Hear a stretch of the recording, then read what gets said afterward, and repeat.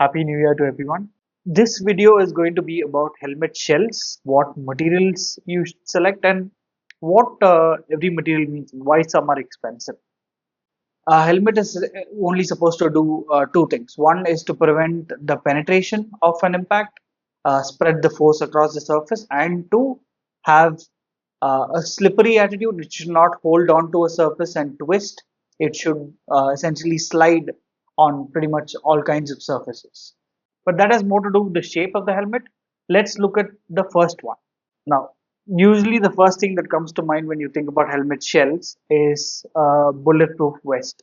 Supposed to do the same thing, which is to take an impact and spread the impact wide across the surface and not let the impact into the helmet. Now, let's talk about the plastic side of things. ABS plastic and polycarbonates are the usual kinds of plastic that are used to manufacture helmet shells. ABS is harder, it is of course cheaper and easier to get access to. So a lot of entry level helmets use ABS plastic. I honestly wouldn't recommend any of them. The second most important kind of plastic and that's very widely popular is polycarbonate. Polycarbonates are used with glass to make bulletproof glass and all of that. So the properties that it has to prevent penetration and absorb the impact is pretty good. Polycarbonate is on the cheaper side, but it is slightly on the heavier side.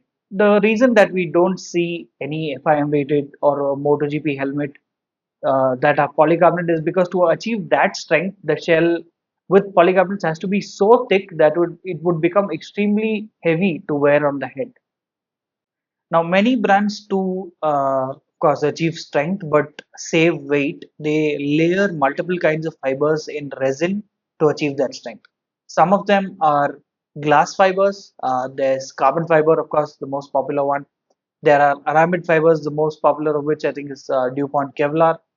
And there are brands that use nanofibers as well, like the KPA used by LS2. Now, these fibers are layered because, for example, Kevlar can prevent penetration. It has very good tensile strength. But to be able to absorb the impact of the force and spread it across the surface, you will need fibers like carbon fiber, for example. So they layer them in an order that achieves this strength but saves pretty much extreme amounts of weight. Now, the plastic side of things, the polycarbonates and the ABS helmets, they have a usual lifespan of about 3 to 5 years.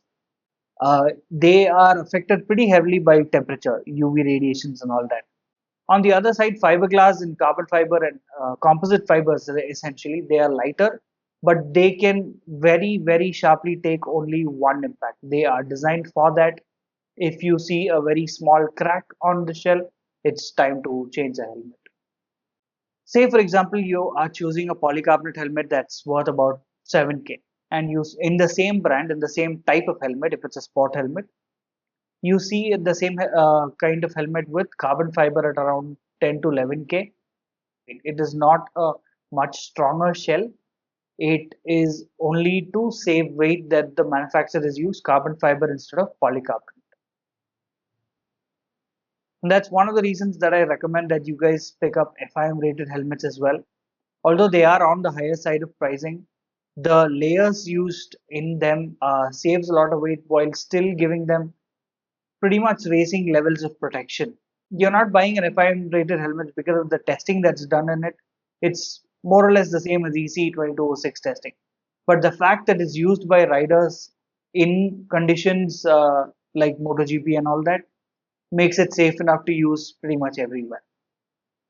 So to sum it all up, essentially polycarbonates are what I recommend on the budget side of things.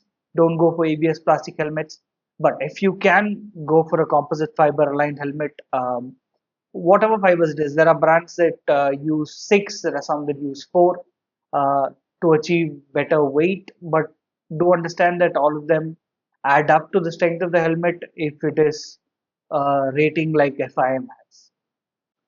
So do check out the other videos that I've made with regards to helmet shells and certifications and all that. And stay in touch for more tips.